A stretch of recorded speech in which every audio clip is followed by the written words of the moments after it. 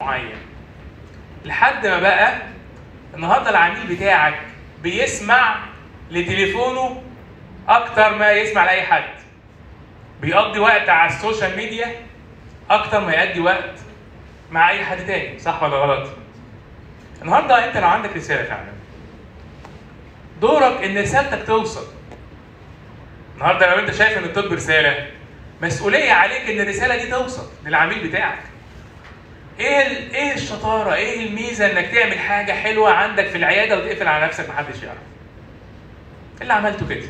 ايه الشطاره في كده؟ امال دورك ايه؟ دورك ان العميل بتاعك يعرف الشطاره اللي عندك، يعرف انك هتفيده، يعرف ان عندك رساله.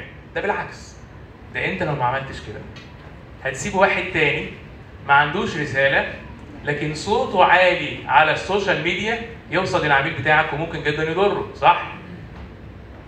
اذا دي مسؤوليه عليك لو انت فعلا شايف الطب رساله، ان انت توصل الرساله بتاعتك للعميل بتاعك، لانك هتنقذه من واحد تاني ممكن جدا يضره.